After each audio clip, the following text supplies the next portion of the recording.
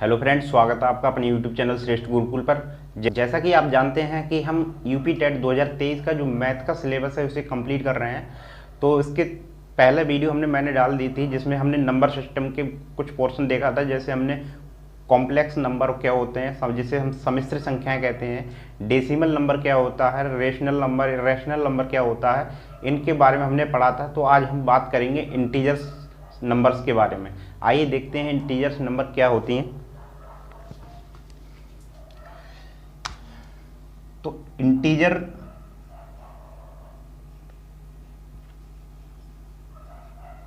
Number जिसे हम पूर्णांक संख्याएं कहते हैं।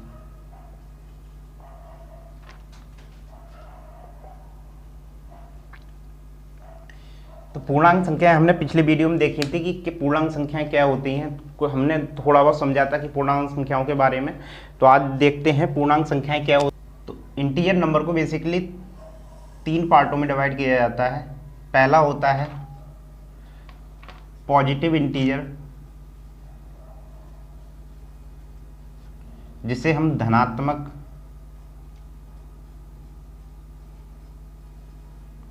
पूर्णांक कहते हैं। दूसरा होता है नेगेटिव इंटीजर,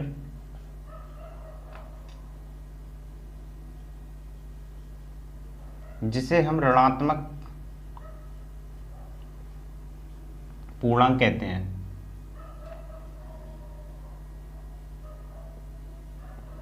और तीसरा एक होता है जिसे हम बोलते हैं जीरो इंटीजर।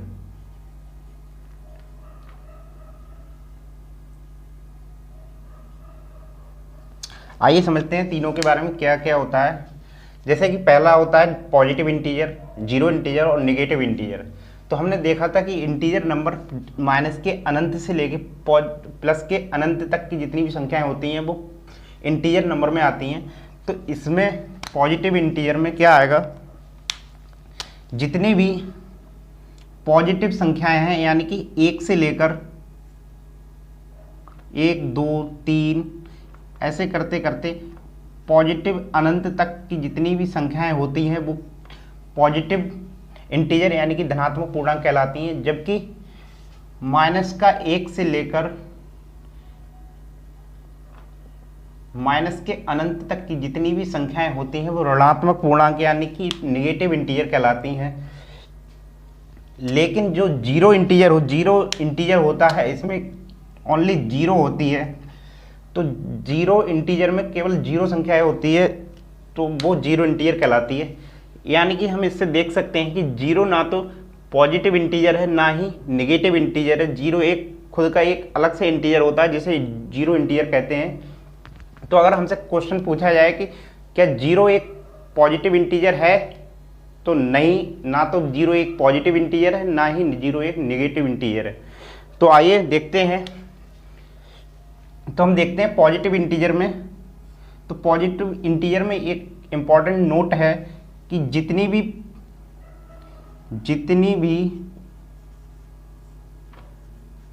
धनात्मक पूर्णांक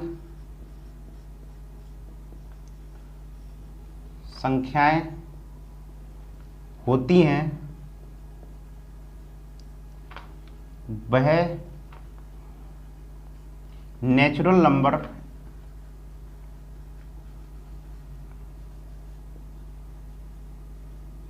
जिसे हम प्राकृतिक संख्या कहते हैं। प्राकृतिक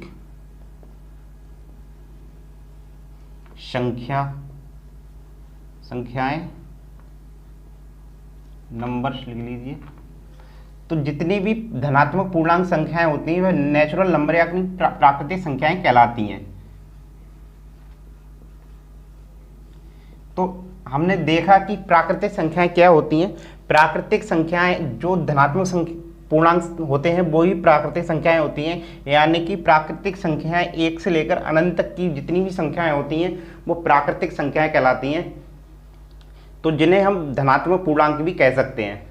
तो अगर हमसे एग्जाम में पूछा जाए कि क्या प्राकृतिक संख्याओं में जीरो आता है, तो नहीं, जीरो प्राकृतिक संख्याओं में नहीं आता है, क्योंकि जीरो एक अलग से इंटीजर होता है जिसे जीरो इंटीजर कहते हैं, और प्राकृतिक संख्याएं वो संख्याएं होती हैं जो पॉजिटिव इंटीजर में आती हैं।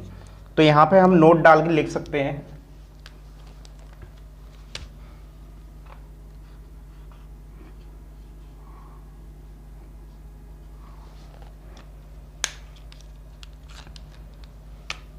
कि जीरो ना तो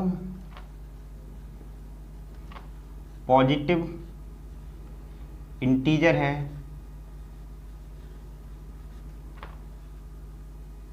ना ही नेगेटिव इंटीजर है।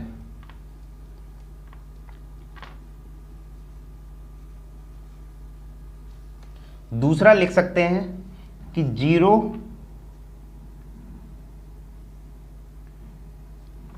एक ऐसी संख्या है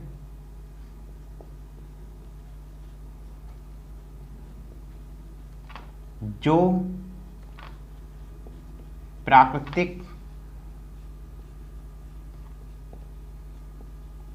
संख्याओं में नहीं आती।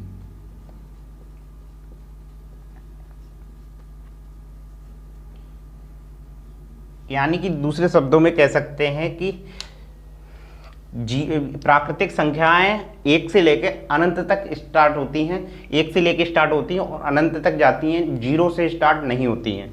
तो प्राकृतिक संख्याएं, जीरो एक ऐसी संख्या है जो प्राकृतिक संख्याओं में नहीं आती। तो ये दो इंपॉर्टेंट पॉइंट थे जिसको आप देख सकते हैं। तो उम्मीद है आपको समझ में आया होगा कि पॉजिटिव इंटीजर, जीरो इंटीजर और नेगेटिव इंटीजर क्या होता है। तो आइए आगे बढ़ते हैं। तो हमने अभी देखा कि इंटीजर नंबर को तीन भागों में बांटा जाता है, पॉजिटिव इंटीजर, जीरो इंटीजर और तीसरा नेगेटिव इंटीजर। लेकिन इसके अलावा भी इंटीजर नंबर को दो पार्टों में और बांटा जाता है, जिसे आपने सुना होगा। पहला होता है इवन नंबर,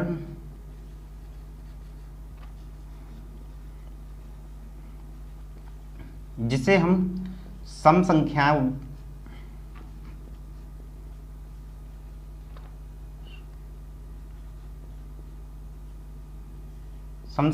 बोलते हैं। दूसरा होता है हमारा ऑड नंबर,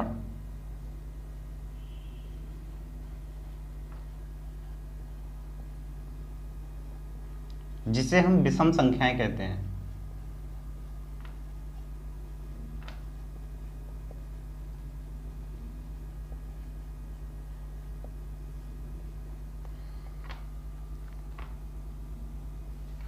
सम संख्याएं और विषम संख्याएं। तो आप जानते होंगे कि इवन नंबर, ऑड नंबर क्या होता है। तो इवन नंबर वो संख्याएं होती हैं जो दो से डिवाइड हो जाती हैं, जबकि ऑड नंबर वो संख्याएं होती हैं जो दो से डिवाइड नहीं होती हैं। तो इवन नंबर और ऑड नंबर की यही विशेषता है कि जो दो से डिवाइड हो जाती हैं वो इवन नंबर कहलाती हैं, यानी कि सम संख्याएं कहलाती हैं, जबकि जो दो से डिवाइड नहीं होती हैं वो ऑड नंबर कहलाती हैं। जैसे कि 0, 2, 4, 6, 8, 10 जितनी भी संख्याएं दो से डिवाइड हो जाएंगी वो सम संख्याएं कहलाएंगी। इसमें जीरो भी आती है। जीरो सबसे छोटी सम संख्या होती है।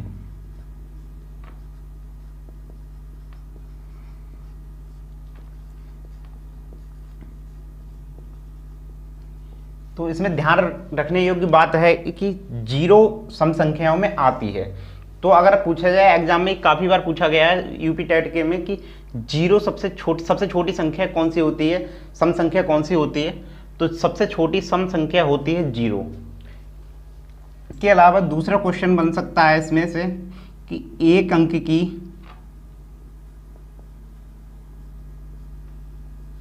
सबसे छोटी सम संख्या कौन सी होगी। तो एक अंक की सबसे छोटी सम संख्या की बात करें तब भी हमारा जीरो ही होगी, एक अंक की सबसे छोटी संख्या। अगर दूसरा क्वेश्चन पूछा जाए कि एक अंक की सबसे बड़ी सम संख्या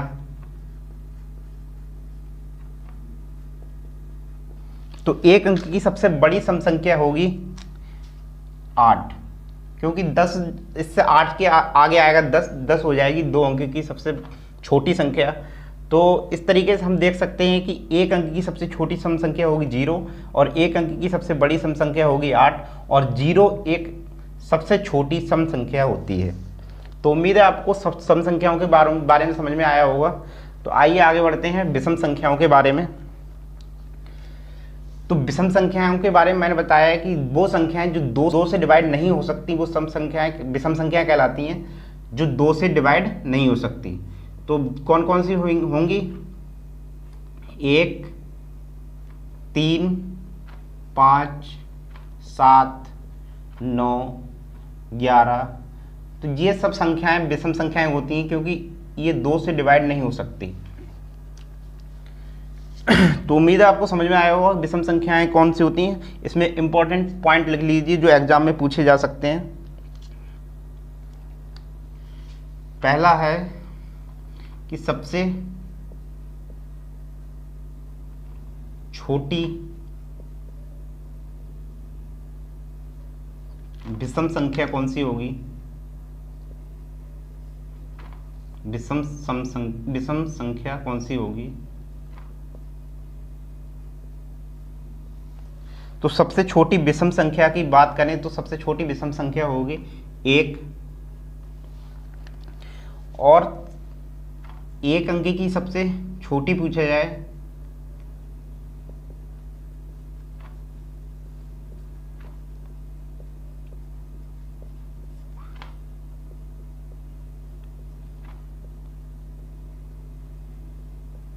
तब भी एक ही होगी। एक अंक की या सबसे छोटी जो भी विषम संख्या पूछा जाए तो वो भी एक होगी। तो उम्मीद है आपको समझ में आया होगा कि ऑड नंबर और इवन नंबर के बारे में ये इंपॉर्टेंट पॉइंट हैं, ये एग्जाम में पूछे जाते हैं। पहला वाला पॉइंट तो पूछा गया है, 0 सबसे छोटी सम संख्या होती है, तो आप इनको ध्यान रखना। तो आइए आगे बात करते हैं पॉजिटिव इंटीजर के बारे में। तो पॉजिटिव इंटीजर यानी कि धनात्मक पूर्णांक धनात्मक पूर्णांक को हम 3 पार्ट में डिवाइड करते हैं, एक प्राइम नंबर्स, कंपोजिट नंबर्स और तीसरा होता है वन। तो प्राइम नंबर्स कंपोजिट नंबर क्या होते हैं आइए देखते हैं। प्राइम नंबर जिनसे हम अभाज्य संख्याएं कहते हैं। अभाज्य संख्याएं वो संख्याएं होती हैं जिनके केवल हम 2 फैक्टर कर सकते हैं। एक तो वो 1 हो सकती है, दूसरा वो स्वयं संख्या हो सकती है। तो इसके केवल 2 ही फैक्टर किए जा सकते हैं, एक 1 और दूसरी स्वयं वो संख्या। आइए लिखते हैं प्राइम नंबर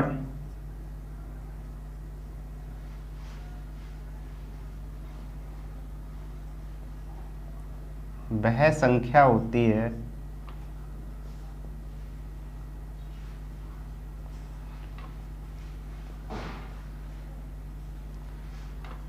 जिसके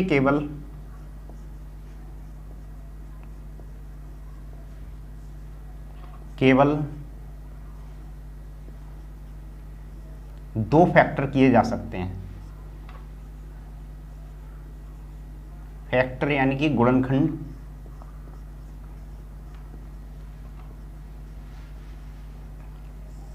किए जा सकते हैं।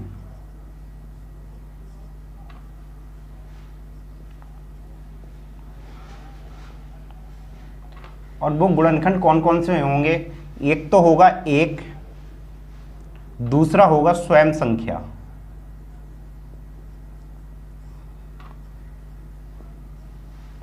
एक तो 1 होगा और दूसरी स्वयं संख्या होगी, वो होंगे प्राइम नंबर्स। जैसे हम देखते हैं कौन कौन सी संख्याएं आती हैं इसके अंतर्गत। 2, 3, 5, 7, 11, 13, 17, 19। यानी कि ये ऐसी संख्या हैं जो किसी भी संख्या से नहीं कटती हैं केवल एक से कट सकती है या स्वयं खुद से कट सकती है। तो इसके केवल दो ही फैक्टर होंगे, या तो एक होगा या खुद संख्या होगी। 3 को हम केवल या तो एक से काट सकते हैं या खुद 3 से कट सकती है, इसके अलावा ये किसी भी संख्या से नहीं कट सकती। तो प्राइम नंबर की ये खास बात है, ये इनकी प्रॉपर्टी है कि केवल इनके दो ही फैक्टर होते हैं, एक और दूसरी स्वयं संख्या। तो उम्मीद है आपको समझ में आया होगा कौन कौन सी संख्याएं हैं जो प्राइम नंबर होती हैं, 2, 3, 5, 7, 11, 13, 17, 19। तो आइए कंपोजिट नंबर के बारे में देखते हैं। कंपोजिट नंबर जिसे हम भाज्य संख्याएं कहते हैं। भाज्य संख्याएं वो संख्याएं होती हैं जिनके 2 से अधिक फैक्टर किए जा सकते हैं, वो कौन सी संख्याएं कहलाएंगी? कंपोजिट नंबर यानी कि भाज्य संख्याएं कहलाएंगी। प्राइम नंबर के केवल 2 फैक्टर और कंपोजिट नंबर के 2 से अधिक फैक्टर किए जा सकते हैं। जैसे लिखते हैं हम कंपोजिट नंबर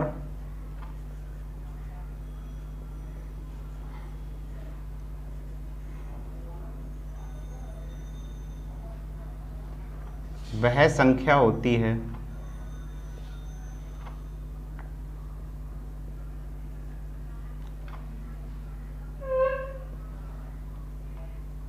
जिसके 2 से अधिक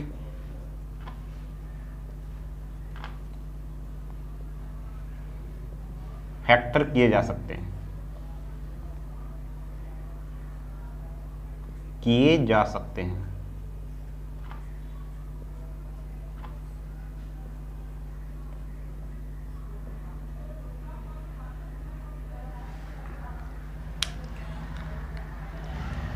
जैसे कि कौन कौन सी संख्याएं होती हैं देखते हैं। 4, 6, 8, 9, 12, 14। हम देख सकते हैं 4, 6, 8, 9, 12, 14 ये वो संख्याएं होती हैं जो किसी भी संख्या से, किसी एक पर्टिकुलर संख्या से कट सकती हैं, यानी कि इनके 1 से 2 से ज़्यादा फैक्टर हो सकते हैं। जैसे 4 के फैक्टर करके देखते हैं, ये 1 से भी कट जाएगी, 2 से भी कट जाएगी और खुद 4 से भी कट जाएगी, यानी कि 2 से अधिक फैक्टर निकल के आ रहे हैं। 6 के हम देखते हैं फैक्टर निकाल के, तो 1 से कटेगी, 2 से कटेगी, 3 से भी कटेगी और खुद 6 से कटेगी। तो हम देख रहे हैं कि 6 के कितने फैक्टर आ रहे हैं? 4 फैक्टर आ रहे हैं। तो कंपोजिट नंबर यानी कि भाज्य संख्याएं वो संख्याएं होती हैं जो 2 से अधिक फैक्टर रखते हैं, वो कौन कौन सी संख्या कहलाएंगी?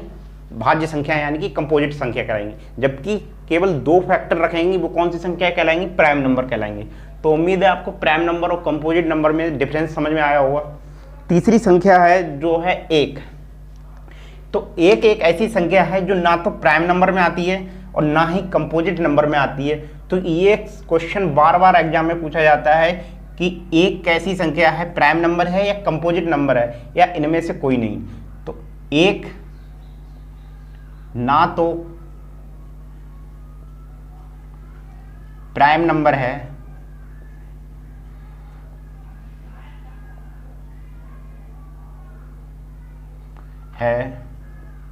ना ही कंपोजिट नंबर।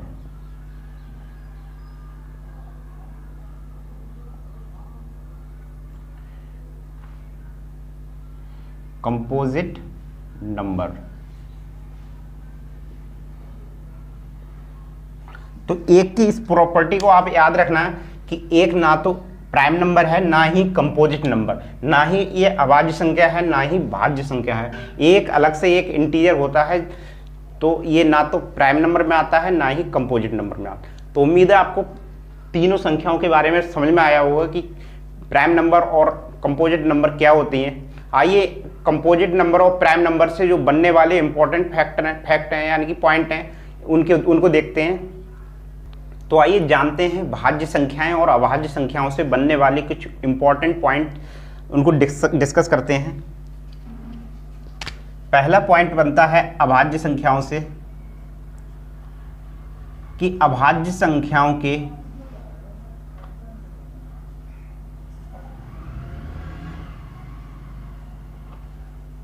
अभाज्य संख्याओं के केवल 2 फैक्टर किए जा सकते हैं।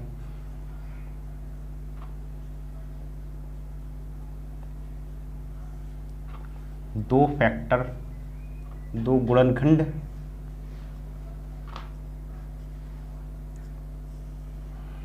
किए जा सकते हैं।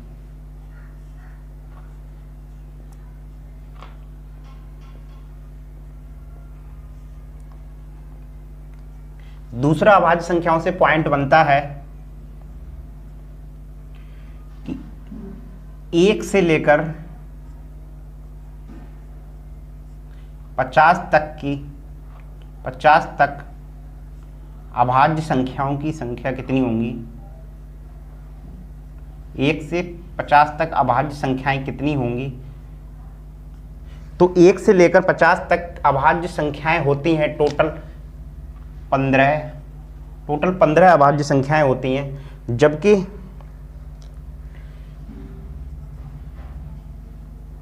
इक्यावन से 100 तक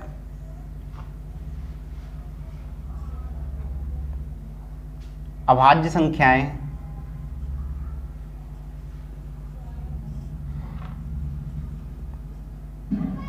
तो 51 से 100 तक अभाज्य संख्याएं कितनी होंगी, तो वो होती हैं 10। और तीसरा पूछा जाता है कि 1 से 100 तक अभाज्य संख्याएं कितनी होती हैं। तो 1 से 100 तक अभाज्य संख्याएं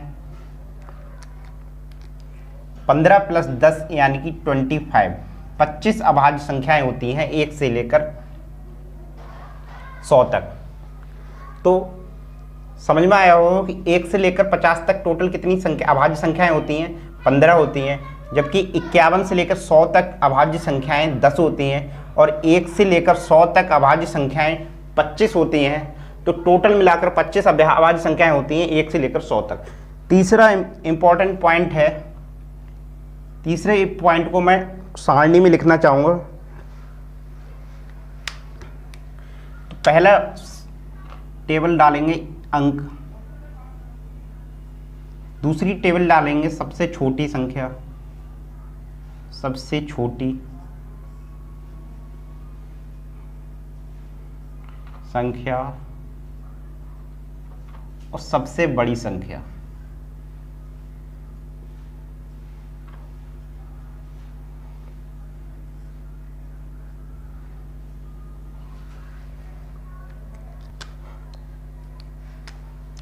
तो पहली संख्या, पहला अंक है 1 डालते हैं, दूसरा 2, तीसरा 3, चौथा 4 और पांचवा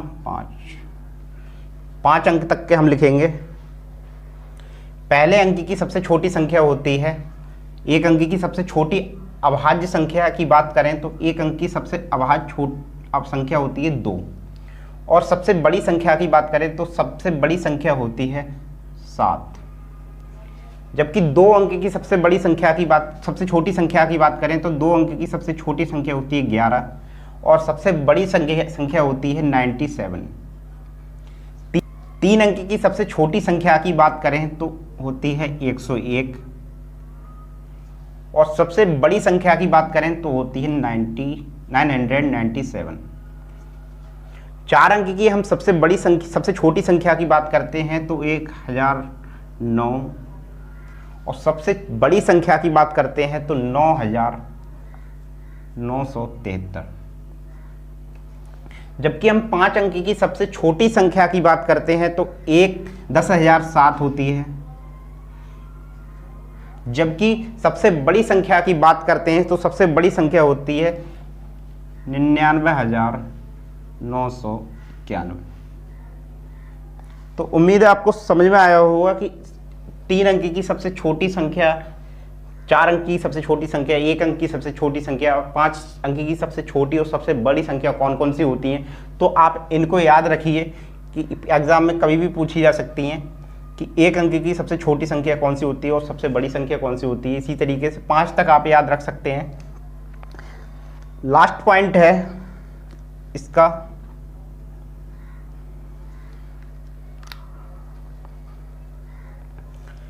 सबसे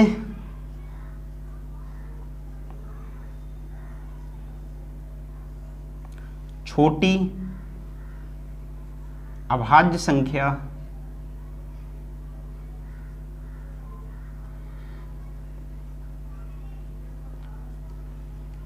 सबसे छोटी अभाज्य संख्या की जब बात आती है तो सबसे छोटी अभाज्य संख्या 2 होती है। हम देख सकते हैं कि सबसे पहली जो छोटी संख्या होती है वो 2 होती है, इससे छोटी कोई भी अभाज्य संख्या नहीं होती है। तो सबसे छोटी संख्या की बात करें तो 2 होती है। ये एग्जाम में काफ़ी बार पूछा हुआ सवाल है कि सबसे छोटी अभाज्य संख्या बताइए, तो सबसे छोटी अभाज्य संख्या कौन सी होगी? 2। तो आइए बढ़ते हैं भाज्य संख्याओं की ओर, जिन्हें हम कंपोजिट नंबर भी कहते हैं। तो भाज्य संख्याओं से सबसे पहले बनने वाला इंपॉर्टेंट पॉइंट है कि भाज्य संख्याओं के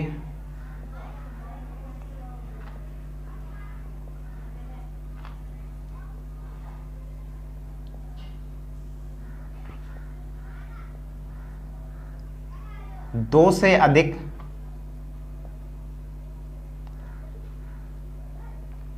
फैक्टर किए जा सकते हैं, गुणनखंड किए जा सकते हैं।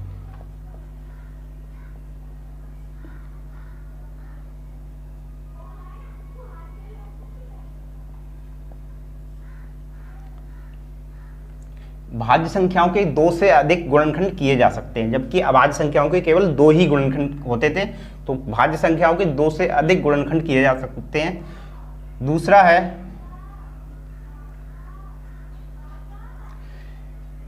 कि हमने देखा था कि 1 से लेकर 100 तक टोटल कितनी अभाज्य संख्याएं बन रही थी, तो टोटल 25 अभाज्य संख्याएं बन रही थी। तो यहां पर अगर पूछा जाए कि 1 से 100 तक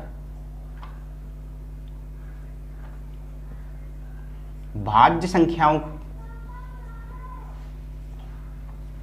संख्याएं कितनी होंगी,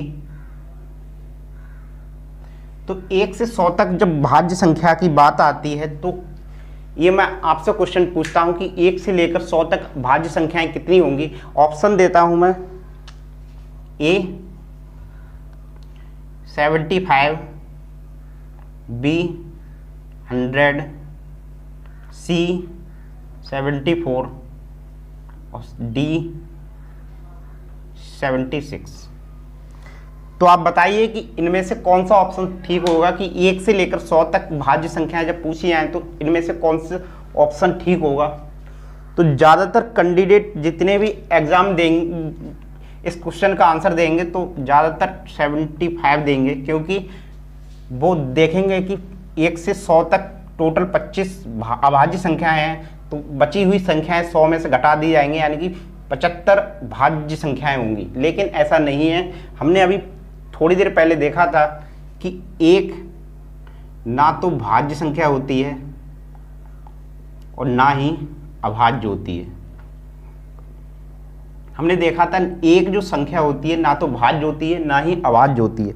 तो इसमें ऑप्शन जो आएगा वो करेक्ट होगा 74। तो हम यहाँ पे लिखेंगे 1 से 100 तक जो भाज्य संख्याएं होती हैं वो होती हैं 74, क्योंकि 1 ना तो भाज्य संख्या होती है तो ना ही अभाज्य संख्या होती। तो 1 से 100 तक में ना तो 1 काउंट होगी और ना ही ये 25 संख्याएं काउंट होंगी, तो बची हुई संख्याएं क्या होंगी? भाज्य संख्याएं होंगी। तो उम्मीद है आपको अभाज्य संख्याएं और भाज्य संख्याओं में अंतर समझ में आया होगा। तो आइए बढ़ते हैं आगे।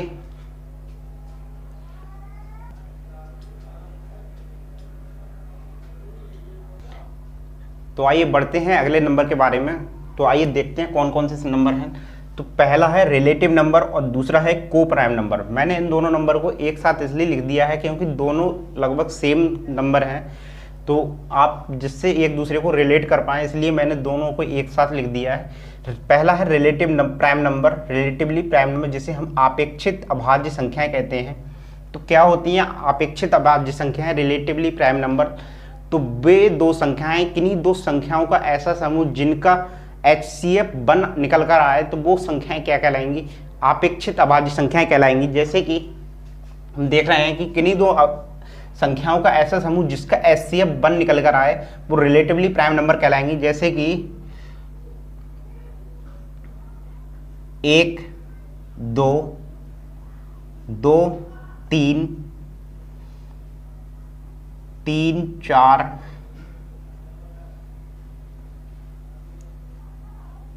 1 3 लिख सकते हैं, 2 5 लिख सकते हैं, 5 7 लिख सकते हैं, 3 5 लिख सकते हैं, 7 9 लिख सकते हैं, 9 11। ऐसी जितनी भी संख्याएं हैं जिनका एचसीएफ 1 निकल कर आए उन संख्याओं को हम क्या कहेंगे, रिलेटिवली प्राइम नंबर कहेंगे। जैसे हम देख रहे हैं 1 और 2 का जो एचसीएफ होगा, एचसीएफ यानी कि मासा कहते हैं, महत्तम समावर्तक। एचसीएफ वो होता है कि अगर किन्हीं दो संख्याओं का एचसीएफ निकालना है तो उन दोनों संख्याओं में जो कॉमन फैक्टर होता है वो ही एचसीएफ होता है, जो जिसे हम कॉमन ले सकते हैं वही एचसीएफ होता है। तो 1 और 2 में हम केवल 1 को ही कॉमन ले सकते हैं, तो इन 1 और 2 का एचसीएफ 1 होगा, 2 और 3 का एचसीएफ 1 होगा, 3 और 4 जितनी भी संख्याएं लिखी हुई हैं उन सबका, उन दोनों संख्याओं का जो समूह है उनका एचसीएफ 1 निकल कर आएगा। तो वो ही संख्याएं रिलेटिवली प्राइम नंबर कहलाती हैं जिनके एचसीएफ 1 निकल कर आए। तो उम्मीद है समझ में आया होगा कि रिलेटिवली प्राइम नंबर क्या होती है। तो नेक्स्ट संख्या की ओर बढ़ते हैं, को प्राइम नंबर। को प्राइम नंबर वो संख्याएं होती हैं किन्हीं दो अभाज्य संख्याओं का समूह को प्राइम नंबर कहलाता है। यानी कि कोई दो अभाज्य संख्याएं ले लें और उन दोनों संख्याओं का जो समूह होता है वो क्या कहलाता है, को प्राइम नंबर होता है। जैसे कि 2 3, हमें पता है 2 भी एक अभाज्य संख्या है, 3 भी एक अभाज्य संख्या है। दूसरा है 3 5। अब हमने यहाँ पर 3 और 4 ले लिया, यहाँ 3 और 4 नहीं ले सकते क्योंकि यहाँ पर दोनों संख्याएं अभाज्य संख्याएं लेनी है। तो 3 और 5, 5 और 7, 7 9 नहीं ले सकते क्योंकि 9 एक अभाज्य संख्या नहीं है। 7 और 11, 11 13। तो जितनी भी अभाज्य संख्याएं हैं उन दोनों अभाज्य संख्याओं का समूह क्या कहलाता है, उन दो अभाज्य संख्याओं का समूह ही को प्राइम नंबर कहलाता है। तो आप देख सकते हैं कि रिलेटिवली प्राइम नंबर और को प्राइम नंबर में क्या डिफरेंस है। इनमें रिलेटिवली प्राइम नंबर में हम चाहे प्राइम नंबर हो या कंपोजिट नंबर, यानी कि चाहे भाज्य संख्या हो या अभाज्य संख्या, सबको ले रहे हैं, लेकिन उनके बीच एचसीएफ 1 होना चाहिए। लेकिन हम यहाँ पर को प्राइम नंबर में केवल अभाज्य संख्याओं का जोड़ा ही ले रहे हैं, 2 और 3, 3 और 5, 5 और 7, 7 और 11। इनका एचसीएफ भी 1 आएगा क्योंकि हम जानते हैं कि को जो अभाज्य संख्याएं होती हैं उनका भी एचसीएफ 1 होता है। तो इन दोनों का एचसीएफ तो 1 आएगा, लेकिन ये अभाज्य संख्याएं होंगी पूरी तरीके से, लेकिन ये अभाज्य संख्याओं और भाज्य संख्याओं का दोनों का जोड़ा हो सकता है। नोट डाल के लिखिए,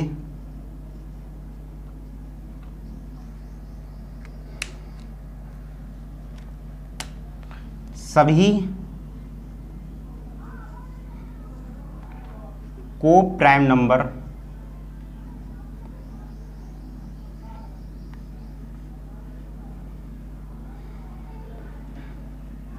सभी को प्राइम नंबर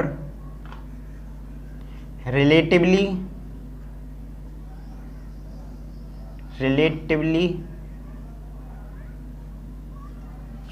प्राइम नंबर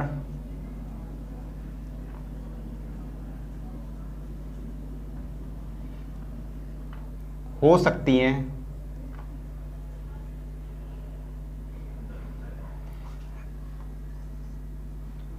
सभी को prime number relatively prime number हो सकती हैं, लेकिन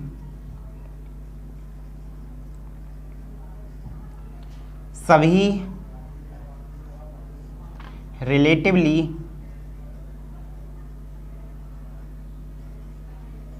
प्राइम नंबर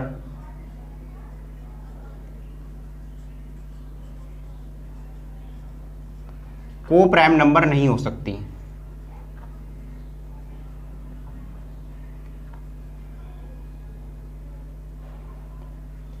नहीं हो सकती।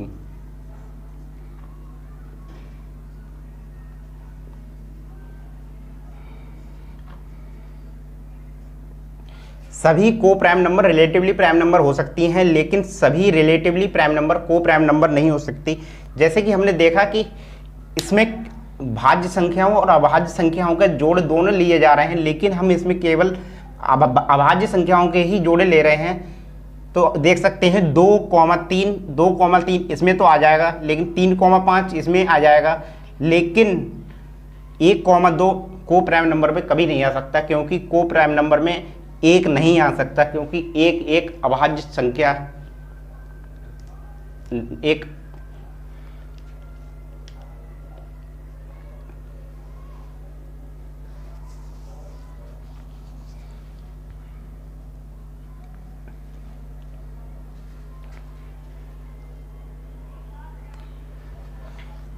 सभी को prime number relatively prime number हो सकती हैं, लेकिन सभी रिलेटिवली प्राइम नंबर को प्राइम नंबर नहीं हो सकती। आइए देखते हैं कैसे नहीं हो सकती। क्योंकि हमने अभी देखा कि रिलेटिवली जो प्राइम नंबर हैं उसमें भाज्य संख्याएं और अभाज्य संख्याएं दोनों का जोड़ा लिया जाता है, लेकिन जो को प्राइम नंबर हैं उसमें केवल अभाज्य संख्याओं का ही जोड़ा लेते हैं। तो एक कभी भी को प्राइम नंबर में नहीं आ सकती, क्योंकि एक ना तो अभाज्य संख्या है ना ही भाज्य संख्या है, लेकिन हमें को प्राइम नंबर में केवल अभाज्य संख्याओं को लेना है। तो 1,2 कभी भी को प्राइम नंबर में नहीं आ सकती।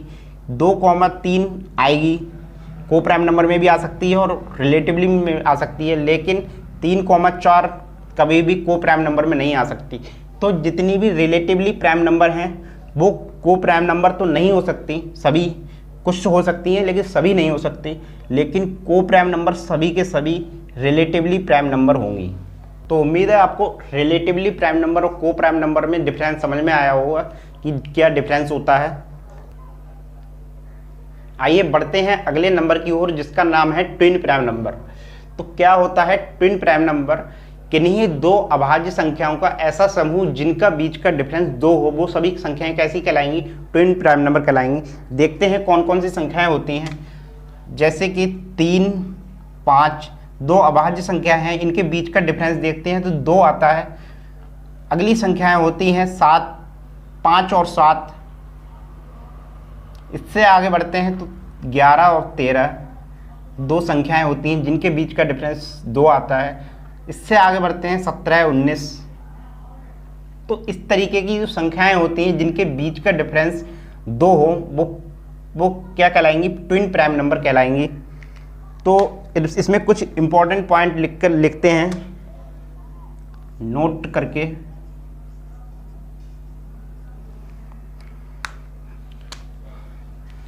एक से 100 तक के बीच ट्विन प्राइम नंबर कितनी होंगी? ट्विन प्राइम नंबर तो 1 से 100 तक के बीच ट्विन प्राइम नंबर की संख्या कितनी होती है? तो वो होती है टोटल 8 संख्याएं ऐसी होती हैं जो ट्विन प्राइम नंबर होती हैं। जबकि 101 से लेकर 200 के बीच में